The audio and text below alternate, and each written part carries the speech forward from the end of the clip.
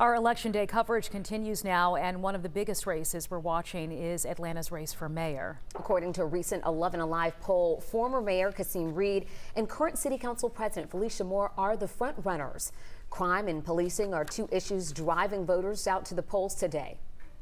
We're going to get to Doug Richards in a moment with more on Reed's team, but we want to send it on over to Hope Ford. She's picking up our team coverage live from Felicia Moore's headquarters in Northwest Atlanta. Hope, I understand you spoke with her on her plan for police, crime, and working with the courts if elected mayor?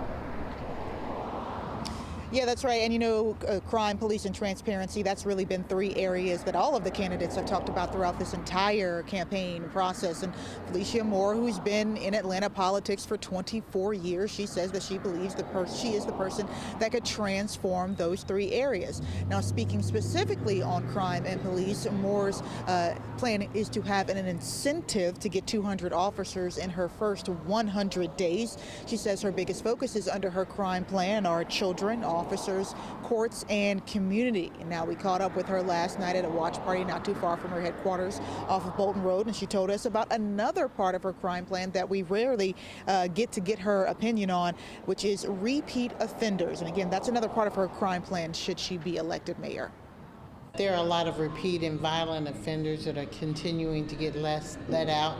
So working with our DA, our judges, our sheriff to see what we can do to relieve that.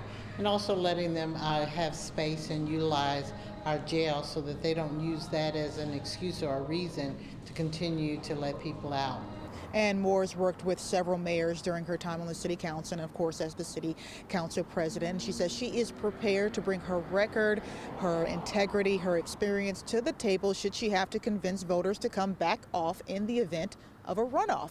And we're going to have more from Moore about the possibility for a runoff coming up at 6. All right, Hope, thank you so much. Let's get you now out to Doug Richards joining us live from downtown, where former Mayor Reed's team will be watching the results come in tonight. Doug? Yes, we are at the Hyatt Regency Hotel. It's the hotel with the blue ball on the top that's downtown. And this is where Kasim Reed fully expects to be holding a celebration of tonight's results. Reed voted in Southwest Atlanta this morning alongside his daughter and his ex-wife at Fickett Elementary School. Reed says crime, like Felicia Moore, crime is issue number 1, 2, and 3 to Atlanta voters. Reed is among, of course, 14 names on the ballot, but easily the best known. He called this the most important mayoral election in 60 years. This is the most important election, I think, since Ivan Allen beat Lester Maddox. I mean, the future of the city is literally on the line today.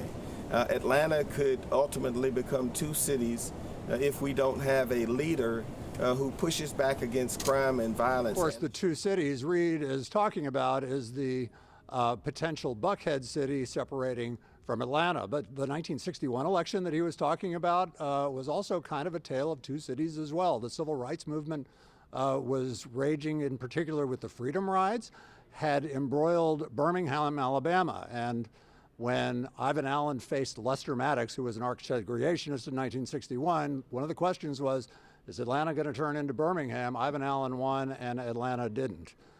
Meantime, back to modern day, Reed does expect to be in a runoff, and we'll hear more about that tonight on 11 Live News at 6. Back to you. All right, Doug Richards, we appreciate the history lesson there. Always fascinating.